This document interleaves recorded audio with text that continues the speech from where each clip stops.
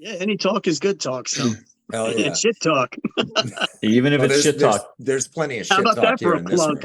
room. Hey everybody, it's Shit Talk Reviews. Thank you for sitting down and spending some time with us. It is a good day for us. I'm John. Of course, we have Derek and Dave here. And joining us via Zoom is Eric Morgan. And you are in the Garden State, Yes, right? I am. Outstanding. Yeah. Been here for a while. Yeah. Well, welcome to the fray, man. It's good to have you with us. Yeah. Thanks for having me. Appreciate it. Most professional outfits would have a really beautiful, succinct intro as to who you are, what your history is, but we're three idiots who don't have a clue what we're doing. So I'm going to ask. Now. Oh, sweet. Well, good. You're definitely in good company. Yeah, I'm an idiot. So I will ask you to go ahead and just give us the quick synopsis of your musical history and why you might be sitting in this room with us. It's goes back to the 80s. I started playing bass in the 80s, like right in 1980, right before I turned 10. And I was in a bunch of local bands. Played Lemoore a lot, which is how I know like Johnny and a lot of those Brooklyn guys. Like we're all from that same scene. Had guys from Carnivore produce us, like our first demo and all that. So it was, kind of like a lot of the neighborhood together kind of thing all the time. And it was like a lot of brother band stuff. So we were younger too, and it was before they was getting real competitive. And not that damaged anything, but it was like a different kind of vibe. It was real, young skateboard guy, going around, going to shows, getting on shows, everybody helping each other out, get shows. Like if somebody got an in with a club like Animal Hall, we were playing there all the time. So we'd be like, yeah, let me get Toxemia on, which Sal was in. And, bring in Johnny's band. He was in a band with Kenny called Hellraiser back then, and getting cool with the guys from LOA before they blew up, all that kind of stuff. So now this would be Johnny Kelly from Typo, correct. Sal Labrusco also from Typo. Yes, and okay. LOA. Sorry, do I have Sal's last name right? Abruscato. Okay, apologies. Yeah. What was the first band you were in that started to get any traction? Back then, it was called First Order, and that was a little bit proggy, but thrashy, but dancey. Skinhead kind of dancey. Like we had a big, pretty decent skin following for a bunch of long hairs, we kind of got away with it. And it was, it's our drummer, Andy Elder. He was just great, kick-ass drummer, still is, still a beast. And just did simple things that it's like we were doing tricky stuff, but he would do stuff that would keep like the snare and the china simple. And people latched onto that, and it was like real heavy. So it's kind of like, so a couple of guys used to call this now. They're like, wow, it's like Meshuggah before Meshuggah, but not as like crazy as that. That stuff sometimes I'm like, I can count this out. And sometimes I'm like, I can't figure this out. Where can we hear that stuff? Is any of it still floating around? Actually, yeah, I'm working on that now. I got something going with the connections I made through Patriarchs with Helvin Records, Faster and Louder Records over there that put out the Patriarch stuff. Mm-hmm. I'm mixing the third demo because we had all the session files for that from the 80s, and I'm mixing that, just cleaning it up. Not like it's still truly original demos. I don't want to change it. None of us want to change it. Like, we all spoke about it, and just want to kind of fatten it up, beef it up, and clean it up. So I'm kind of working on that now, and then just mastering the two demos before that, and they're gonna release it, so it's gonna be out. Wow, cool. That's yeah, awesome. Pretty cool. Yeah. So that'll be out soon. I'll let you know when. So we brought you here to talk about Patriarchs in Black, and there's a new album coming out. But before we get to that, I don't think that we have given you enough of a backstory. Tell us a little bit about Pale Horse Named Death, what you did with them, and just so that viewers know or listeners know, who Eric is, because you're a pretty talented dude. I've seen you in person do it. But you have a storied history, man. You've done a lot of music, a lot of production. You're involved with a lot of things. So give us the 30,000 foot view before we get into Patriarchs. Yeah, that was, I got a call. Sal called me up. It was like he messaged me on Facebook because we were like friends on there. And he's like, hey, can I talk to you, later on? I won't waste your time. kind of thing. And I knew he had a band going on, like he was starting something up at least, but I actually didn't think I'd had anything to do with that. I just thought he was like reaching out. And it came out to be that they were looking for a bassist. And he says, back then you were the guy that everybody wanted in the band. He's like, and if you've still been playing, you can't have gotten worse. And he was like, would you want to kind of check it out, come down, play with us, see how it feels, and I was like, yeah, sure. I knew Bobby from Biohazard, not like super tight, but we were, friends from back then. We were in each other's company all the time. And, I knew Johnny, same thing, like not super tight, but we were friends, like that, like scene guys. And yeah, it just kind of all came together. And then they put the record out and we toured on that, went overseas bunch, which I never thought I would do, which is great, Yeah, you got to go everywhere. Yeah. A lot of places I kind of, thought, I'm not, it's cool. I'm working on a lot of music. I'm doing a lot of stuff, like a lot of production stuff and things like that. But, I kind of wrote off that I wasn't going to get to do that. So it was kind of like a real cool bucket list thing that really turned into like, oh shit, everything on my bucket list. I'm like starting to check off everything, and it was like repeated, trips to Europe and the second record. And there was a lot of cool buzz around the band at the time. So it was like really cool to be a part of that. But it was just kind of like, wow, this is actually happening. Wow, that's cool. Not that we were like Metallica or anything, but it was just like, mid-tier kind of band, and like being like, oh shit, we're playing Wacken, which wanted to play Wacken when I first heard about it. And then all like, wow, we're playing Wacken 2014. We did it. Yeah. What was it like stepping out onto that stage? I mean, that's a big crowd. Oh, that was a lot. Yeah, it was pretty amazing. Like we have the whole show. And I remember like we're standing there and we're kind of line checking just to make sure like, okay, yeah, I got your bass, I got your guitar, blah, blah, blah. And, thinking like, wow, this is about to happen. This curtain's closed and all that. Then I hear the guy talking in German, this big robust voice, and then I hear, oh, bellows. And I'm like, oh shit, here we go, like that. And curtains open and I see all the heads. And it was kind of like, if you see the video, I walked back over by my amp, like right afterwards, because I was like, holy shit, I'm doing it.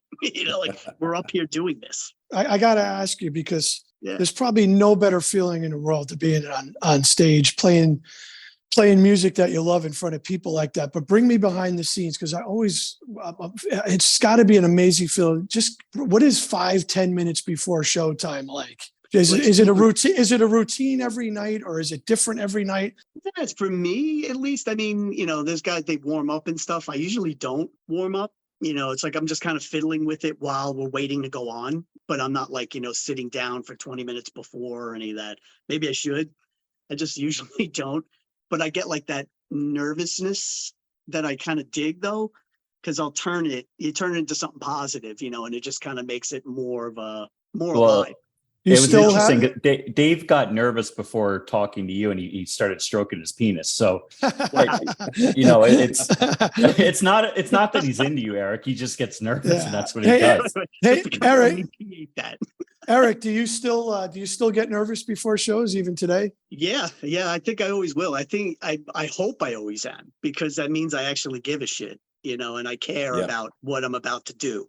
Right. That's kind of how I started to look at it as I got older. I'm like, I always turned it around. I was always nervous, even, in my teens. I started playing shows when I was like 12 and I was shit show, crazy nervous then, and I still get the same kind of butterflies. I still get pretty freaked out and not freaked out in a bad way, but it kind of like, it's a good feeling. It's like I'm getting excited, nervous, like, usually I don't really talk much right before then either. Like, just kind of like, okay, well, even if we're playing like a smaller venue, and stuff, it's still the same thing. Like I'm still kind of turning that nervous energy into something positive and right, kind of being exactly right there, like as zen as you could get. Like, to me, it's just like a meditation thing. It's like you're in that moment right now. And that's the most important thing at that it's time. got to be an amazing feeling, I'm sure. Yeah, it's heavy. Yeah. I love it. I miss it. We haven't like done any touring or anything since 2019. And, even with the newer bands and stuff, I'm playing on a lot of people's records and doing a lot of stuff from the studio here. And it's great. But it's like, there is like, sometimes I miss it a little bit. Like, I'm kind of like, I want to do that. I want to do that again, it's just a cool feeling. Very powerful for me. Like it hits me every time. Doesn't matter where we're playing. But something like can- rock, and it was like, holy shit, because it was really like a life goal, bucket Yeah. list thing for me. And I was like, I'm here doing it, with these Awesome. guys. Yeah, good Yeah. for you, man. That's great. Yeah, it was a Does great feeling. Johnny still get upset or nervous, or not upset, but nervous before he plays? Because he's been doing this a long time with 8,000 bands. And I have a game for you here in a second after you answer. Yeah, I mean, I would imagine he does, because he's and he gives a shit about the show, really big. I think everybody I've ever dealt with, any band I've ever been in, the people in it are like, they take it very seriously and stuff. So I'm sure he does get a bit of a nervous thing. There is, so I mean, we never spoke about it or anything, but we were on tour. He and I were the roommates, and we would talk about everything.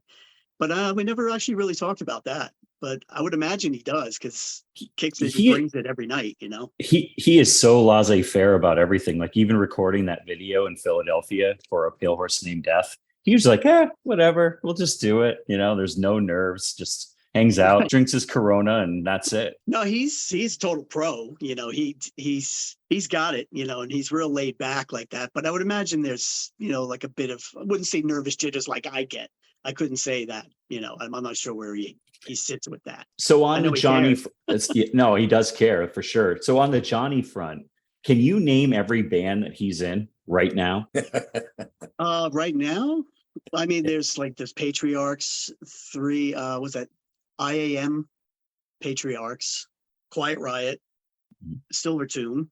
Mm-hmm. I think that's it right now. But if you want to talk about everybody's been in, it's like Danzig, yes, you get into all that too. But well, Professor Derek, did he get it right? He did. He nailed it. And the one band that he did, it says that he filled in on was Black Label Society. Yeah, there's a pretty big list. It's impressive to look at that. All right, so talk to us. How did Patriarchs in Black come together? It was funny because I was looking at your Instagram and I kept seeing you doing all this production. How much production are you doing for the band, and how involved in it are you? For that, I mean, the production part of it for me is mainly just doing my bass tracks, because they'll send me like a stereo mix of like the track where it's at, and you got all the dead air and the boop, boop, boop, like metronome, like count and stuff. Yeah. And I just do my tracks with that. They have another guy, J-Rod, that does all the mixing and editing and all that stuff. But I'll do all the bass production here. I do that. I get all those things mic'd up and too loud, and get that down on tape, and then I fly that out, send that out to them. Or on the first record, I did the string sections and all the orchestration stuff for Kashmir, so I did that here too, which was a real pain in the ass. Hey, Eric, well in a good way. Eric, speaking of Kashmir, Yeah. Unbelievable job, unreal version of that song, along with the Immigrant song. Absolutely, in my eyes, nailed it. Thank you. Yeah, we're all pretty happy with all of it. I love the liberties that you took with the bass parts on Kashmir. They were perfect. Yeah, thanks. Yeah. There is no bass track. I had to make one up. He plays Mellotron the whole time. That's what I heard. Well done. Yeah. Thanks. Yeah. There's a bunch of good people on the whole Patriarchs thing. It's a blast, because there's some real cool cats that they get to pull in. And you're like, oh shit, I'm on a track with Carl Legel. It was from COC, and he's in Lie Heavy now, and he does that Trouble thing, the Skull, when they tour with, and I'm like, holy shit, I played, I'm on 2 tracks with him, and my friend Jimmy Necco did Kashmir, and Jimmy for 26 years. He's kid's amazing, and took us 26 years to get on a song together, but we did. Yeah. Who else? Who Who else did you work my with? favorite Zeppelin track. Who else did you work with on that record outside of the core band? On the first one, let me see, it was Carl, those 2, Jimmy. There's another one, and it's going to drive me bananas because I can't think of which one it is. Oh, Submission Bell. We have Rob Trainer. He's from Blackwater Rising. Okay. He sang on that one. So on that, I did those 4 tracks, because they have other bass players that play on the record too. Mm-hmm. They just it's always Dan, Lorenzo, and Johnny Kelly. It's always, guitar and drums. And they bring in other guys based on who they think will do, hey, that's right up his alley. Have him do that one. It's cool because I'll work on the tracks and I'm like, that's a pretty cool track, and I'm like, let me do something with it. And I'll think it's pretty cool, like, all right. And then like the vocalist gets on it and then it gets a proper mix. And I'm like, holy crap, that's a really good song. And it kind of takes it like, beyond where I thought it would go. When I hear it after with everybody's input, it's cool because they don't really tell you what to do. They're like, they kind of call people for the tracks for what they do. Yeah. Yeah. Yeah. So it makes it really, I think, an interesting record, even then, the tracks I didn't play on, when I listened to them, I'm like, that's a really cool spin on that. Or like, not that they did a cover, but like the way I wouldn't have approached it that way, so Yeah. to speak.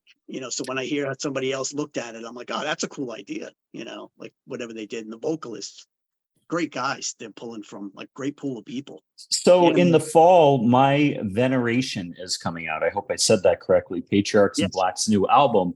Is there anything that you can spill the beans about that, and we can start the buzz about that record when it comes out? Yeah, I mean, I could tell you a little. I don't want to step on anybody's toes because it is like Dan and Johnny's thing. Even though both of them are like, "Why are you asking me?" Like, yeah, I'm like, "Is Right. it cool if I mention this? Is it cool if I talk?" They're like, "Yeah, of course," like that. So, I mean, there's the tracks I've heard that I'm on. The four I did, or I think they're really killer tunes, and like the production level is like bigger. It's kind of like everything's getting more dialed in. And, I know the people that they have on the tracks. I've heard some of the final mixes, like for two of the tracks that I worked on, and they're killer. Like, even my son was like, that's a really good song. Like, because I was doing a Nice. car test, and I wanted to check it in the car too. And he was like, that was cool. And I was like, yeah, it's a good song. This guy, Bobby Jensen, sang on that. And it's got a really nasty, like, kind of like 70s snotty rock vibe that I love. Mhm. It's like perfect for the track. Like, it's a real cool, like, 70s thing, but it's still current, but it's got like a nice attitude. Like, it sounds like something that could have popped out in the 70s, like easy. What I stuff.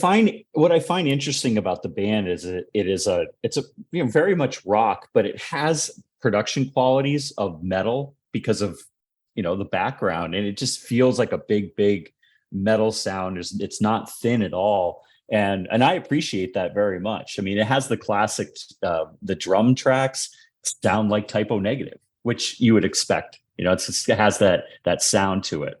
Yeah, that huge. Yeah, it's Johnny. It's got Right. the Johnny DNA. And it's huge kick drum.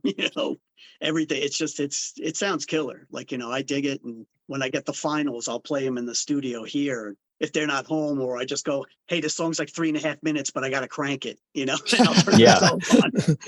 And like I'll just blast it, and I'm like, I'll listen to it low. And then I'm like, I got to crank this one real quick, just once. I got to check it out. And then I'll blare it with the subwoofer on. And then I got to straighten out the pictures seriously in the studio. Like, I'll play it that loud. That's the pictures great. Start to like tilt on the walls and shit. So it's, yeah.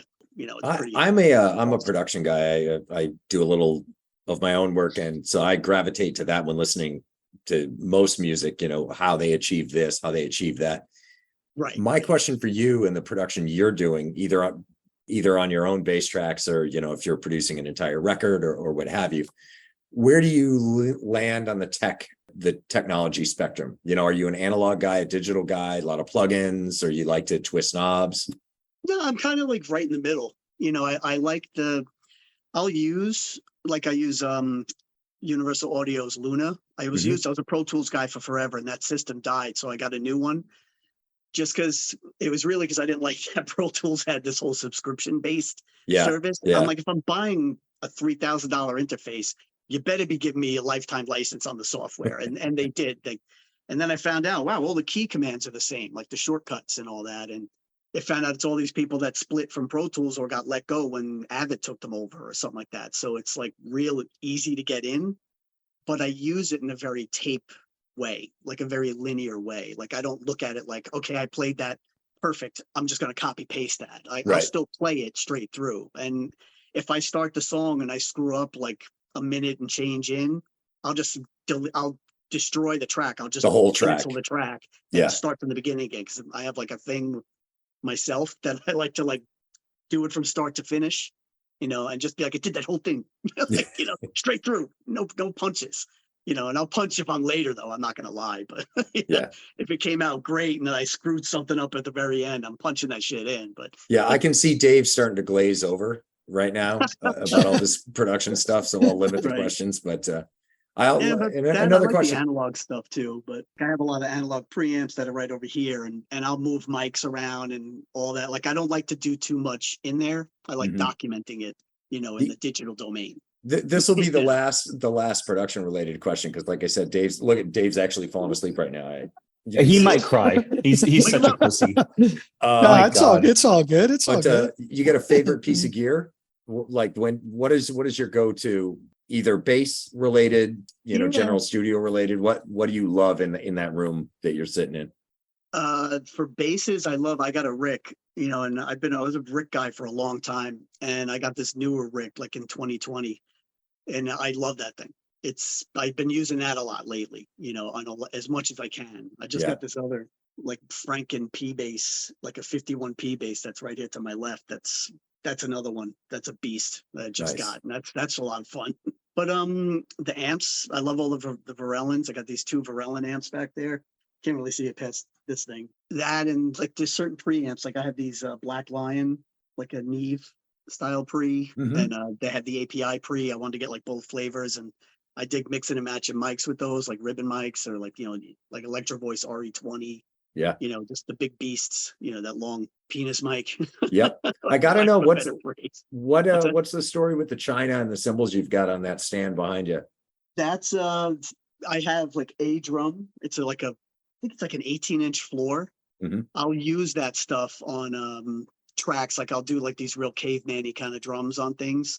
And I find that I use that thing quite a bit, so it just kind of stays out. And I'll use those nice. same cymbals, but I bow the cymbals a lot to Oh, get those like beautiful. weird horror movie kind of noises out of them. Yeah. It's So just they're weird they're not textures. just decorative pieces. That's awesome. No, I just have the way they're like standing up like that. It's Yeah. just to make floor space. Love it. I'm So trying. when are you getting out on the road? Is there anything on the horizon that's going to get you out on the road again? I don't know. I don't really see anything really happening right now. It's been like a lot of studio stuff. Mhm. I'd love to. Patriarchs thing would be cool if it went live. We'd have to find like a singer that can pull it all off and stuff like that. Yeah. And again, I'm not trying to say that I am the basis for it, but I would like to be. Well, Yeah. right. And there's a lot of people involved in it. But Right, the it is logistics are crazy. crazy, but it's such a cool concept, and it really feels like it's art for the sake of art. It's fun. It's a passion project, and that's what drew me into it. I saw you having fun. I saw Johnny having fun. I've known you guys for a while, and seeing you guys having fun and the business side of it's not doesn't seem like it's part of the equation. And maybe Yeah, I'm not wrong really, on that. especially not on my end, but Yeah, but yeah, that's it is. awesome. It's a lot of fun, and just I've been doing a lot of that in general here. Working on somebody like a friend of mine, June. Really good friend of mine. He's out in Atlanta. He was like, "Hey, I got this kind of singer songwriter thing that I'm tripping out and getting kind of electronica with." That he was producing this guy, and he's like, "You want to play bass on that?" I played on a ton of that stuff, and it was kind of fun because it was not metal.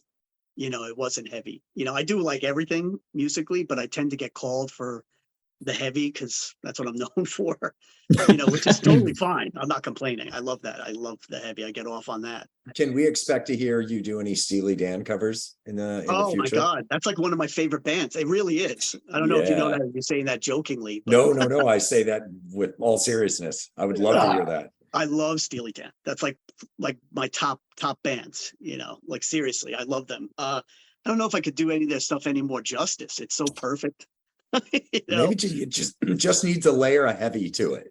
Yeah, maybe I'll take a track. Nah, I'll probably ruin it. No, that'd be Any- terrible. Anything like the I'm Zeppelin gonna kill the covers. track. Yeah. Walter Beck will be turning over in his grave. I was going to say, if it's anything like the Zeppelin covers, I think you'll be fine. Just outstanding. So it'd be pretty cool. Yeah. Yeah, thanks a lot. Appreciate that. Yeah. So Eric, I have to ask because I floated out there with some of the old super fans of Typo Negative and A Pale Horse Named Death what they wanted me to ask you, and as you would expect, it was about Peter. And what they wanted to know is if you had any stories about Peter that may or may not have made it out into the world. I was like, you don't want to ask Eric about Eric? They're like, no. No, any Peter stories that they I have don't from want to talk the about me. carnivore taste. Yeah. So anything you can share with them to give them some Peter, Phil, that would be great. Yeah, I mean, I didn't know him like as well as the guys, like the rest of the guys did. Like I wasn't in a band with Pete. It was more that Keith Alexander was the guitar player for Carnivore. He was like producing us, but Pete was always cool to us. What I'll give you this. The story that I could give you is I had a friend, Mike White, and his Jesus Christ, his sister was dating Pete. And I believe that they got married, and I believe that's what all the early typo stuff is about. Like, we were like the little peons coming over the house. She's like, "Oh, Mike, you shithead friends here," blah blah blah, things like that. And I remember going past her room, and Pete was in her room sitting on the floor, and his knees were like probably up at like my chest level because I'm not a tall guy. I'm 5'6". But I walked by and I see this huge guy with long hair, and I was like, "Holy shit, that's Pete Steele." That's or Lord Petra Steele. That's what he was known as when he was in Carnivore. And I go into Mike's room. I was like, "Is that Peter Steele?" And he's like, "Oh, yeah, it's my sister's boyfriend." And he's like disgusted or whatever. Well, not really disgusted, but just like, you like him too, kind of thing. Like, because he hated everything about his sister. And I just remember going in and being like, "Hey, I'm a big fan." And he was like, "You're not so big." That's That's a fucking great story. Yeah, not like a dick move or anything. Just he's always funny. Like anytime I ran into him, he'd have like something kind of snarky to say, but it was always like kind of quick and passing. Like, I didn't know him that intimately, like I said. But yeah, they helped us out a lot. They got us on the shows. That's what got us in Lemoore. They were kind of like, give them a shot, and that's what kind of got us on that path to where I ended up meeting Sal and Johnny and all those kind of guys. Like we were getting a name for ourselves locally with First Order with that band. So, who knew, right? That would be the trajectory of your life from that point on. It's crazy. Yeah, pretty much. Yeah. Yeah. That's a great story. Yeah. Yeah. Cool. Yeah. Well, if not for them, you wouldn't have seen the world. So Right. There you Yeah. go. Yeah, exactly. And there's all sorts of, so much stuff, that I would miss tons of it. Like later on, I'll go, "Oh, I should have mentioned that."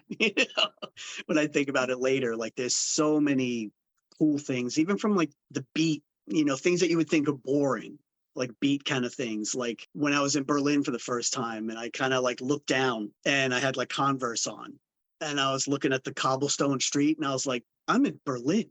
Mm. And I was kind of just like, "Holy shit." It's like, you're going there, you're scheduled, you're going to Yeah. get there. But my first time there, even any other time I've gone to Berlin, I've always been like blown away by that. Like, it never changes. Like, and I be like, "Wow, this is like Google Street View for real." Yeah. So there's a ton of great stuff that always, I got a lot out of it. Yeah, I asked some people if they had questions for you, and I sort of averaged out what people wanted to know. And the biggest question was this: when you're dining, having a meal next to someone, are you the kind of guy that would share your utensils? Well, but with my family, yeah, but not some dude across the way. But you mean like if they don't have like a knife and fork? Yeah, like this And is they're so like, "Oh, we good. don't have a knife and fork," and they wait for the waitress, and I got an extra. It's sort of like, like what a great piece of chicken. You've got to try it. Do you hand your That. fork over? No, usually it's If we it was rarely get to Dave, go out. if to Dave eat, was so, right next to you, would you let Dave use your spoon? He would. Dave I for think sure. he would. Yeah, Yeah, there you Dave go. for sure. Yeah. Look, Go way we back now. appreciate. We Thank ask you, our Eric. Thank you. we ask our guests to be honest, Eric, not bullshit the listener. Uh-oh. Hey, listen, I got to tell you, Eric brought this, you guys, this band Patriarch Star to me. I didn't know anything about you. I love it. I think you guys are great. Awesome. Thank you. I mean, I've been listening to Reach the Scars all week and digging what you guys are doing. For you to come on and take time, me personally, I'm honored. It's pretty cool. You seem like a really down to earth guy. So and I really hope this goes somewhere for you. I do. Thank you, man. Yeah. No, I appreciate you guys reaching out and asking.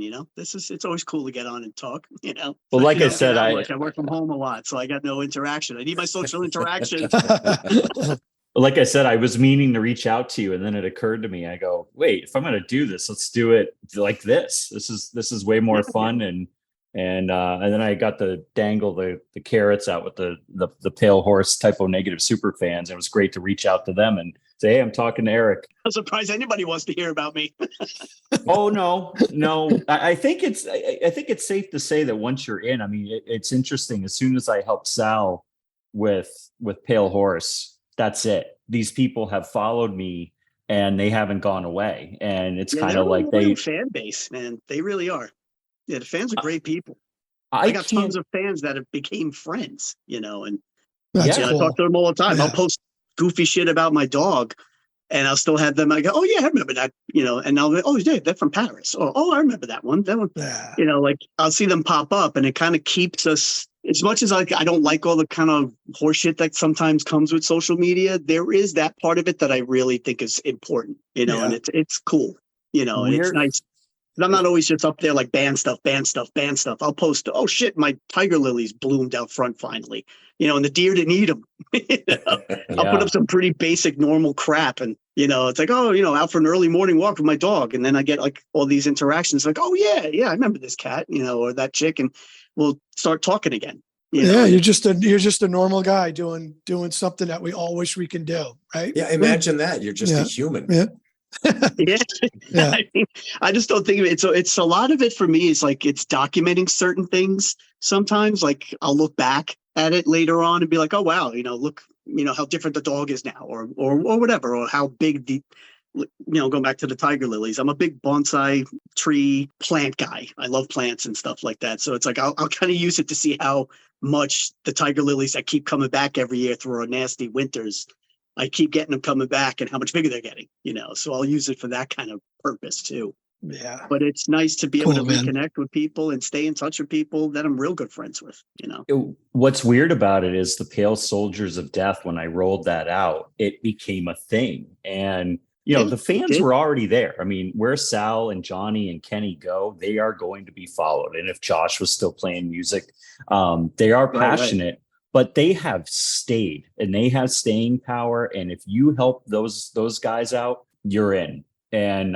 it's amazing to see that. And that Pale Soldiers of Death thing, starting that just was a whole thing, and they haven't gone away. No, it's cool. Like I said, I still see them, popping up in my feeds and stuff. And when we went overseas, at least for me, a lot of times it was like being somewhere without being a tourist because like they wanted you there.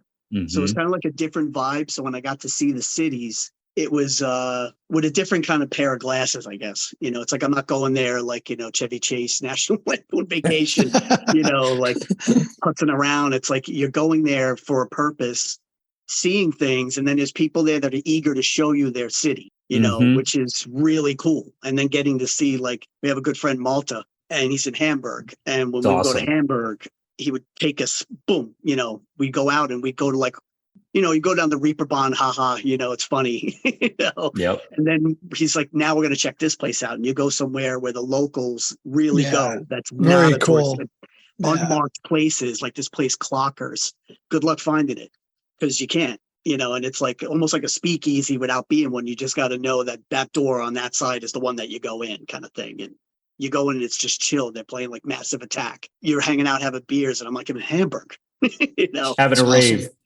well, it's just like real chill, like laid back, like kind of stuff. And Well, a lot of times when we couldn't get out, like sometimes you're in town, you throw your shit in the hotel room, or it just stays in the tour bus. You go inside, you load in, you set up, you sound check, you eat your dinner, and then you wait and you play. And then you got to bolt kind of right away because you got a long drive, to Mhm. get to the next show. So sometimes the way I would meet, like get a feel for the city was by meeting the people like at merch and just hanging out and talking. Then I would come out from behind merch and be like, I'm not selling shirts. I want to talk to people, kind of get a feel for the city by meeting the people of the city. It was cool. Like there was a lot of spots. I'm like, I like going there a lot. I like these towns and these cities. And well, to your credit, you like to talk to people. I'm a freaking chatterbox too. Sometimes I don't know when to shut up, but it's, I mean, that's a bigger part of it. I mean, you're driving for so long, sometimes, and you can only watch Borat so many times, Yeah. or like, and I would work from the road a lot too. And that was helpful, but when you get there, it's like, you're like, now I get to talk to people, get to hang out and, socialize. And not that we were like, didn't like our bandmates and stuff like that. Like we would talk and everything, but then it would always be that hush.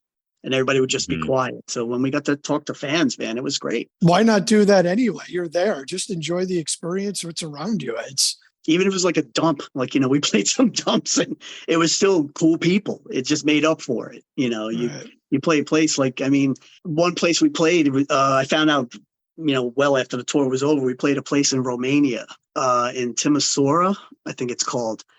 And I loved it because the place was so like, it was falling apart. And I loved that about it. Like Johnny hit his kick and the lights would dim. And like, I would there was electricity coming up like an audio cable. Like I got like, low voltage, but I'm like, that's electricity. I'm getting zapped. What the fuck's going on? Hey, Eric. Hey, Eric. What's the craziest venue you've ever played where you're on stage?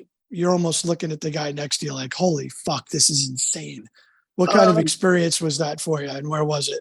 I'll say, kind of going back to crazy would be like that Timisoara, that Romanian show where the place was like falling apart. It was a really good show. It was like a sold out show. It wasn't a massive place, but it was a sold out show and everyone was jazzed that we were there. So that was a really awesome experience. Of course, Vakken, that goes without saying. Yeah, Vakken, But, forget it. Yeah. like looking over at Eddie at Vakken at one point, we were just like, and we just smiled at each other. It was kind of like, hi, buddy.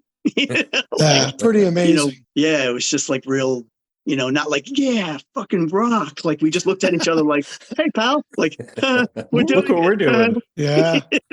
Hey, Ma, it's We're Vakken. Right. It was like kind of funny, like sobering funny. Like, it's like you're very, Eddie and I are on the same side of the stage. So we're always very kind of like grounding for me, because he's also very chill. And sometimes I'll just look over and it'll be something funny. There's a lot of still pictures of us laughing, about something that happened. And, I'm sure one of them was like, I got hit in the face with his headstock or something, or I like tripped on the drum riser, like, something real stupid, Spinal Tap moment that you don't want happening in front of lots of people. For those who don't know, Eddie Heedles is who he's talking about. Eddie is the sorry. guitarist, lead guitarist in A Pale Horse Named Death, and a truly fantastic dude as well. Yeah, he's awesome. He's like a brother to me. I love that kid. He's a great dude. Kid. Yeah, like I'm so much older than him. I am older Right. than him, I think by like 5 years, but no, he's a great guy. I love Eddie. I will ask you one more question because I read it and John and I were kind of talking about it. Bill Ward, have you worked with him before? Because I wish. okay. I thought I had seen that. Thought I would No, ask. they have. Yeah, Johnny and Kenny have definitely worked with Okay. Johnny. He's like a good friend of Johnny's, Bill. That blows my mind. Like Johnny would be like, Bill said happy birthday.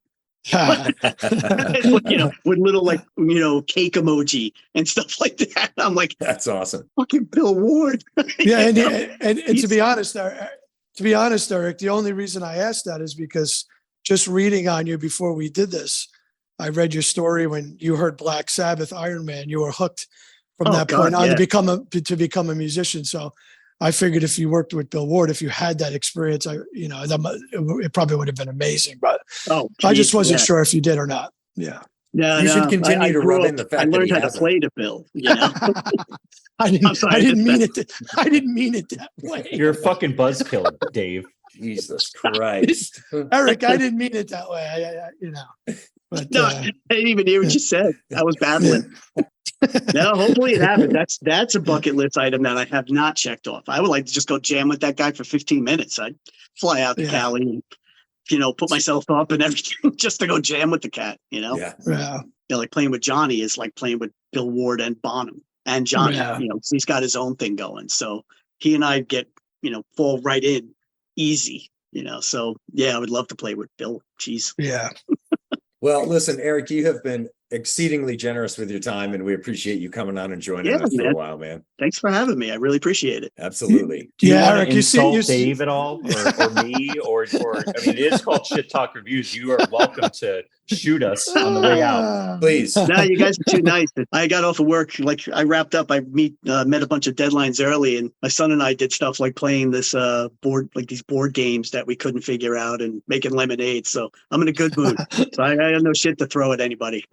Sorry. Eric, I'm a fan. I think it's what you're doing is awesome. I wish you all the best. Thanks. I nothing more than after this now would be seeing you play live. So hopefully sometime or someday I can have that experience. But other than that, man, I appreciate you that'd be coming rad. on. Yeah. Thanks for having me. Really, Yeah. I appreciate it, guys. We appreciate him coming on. It's not just you, Dave.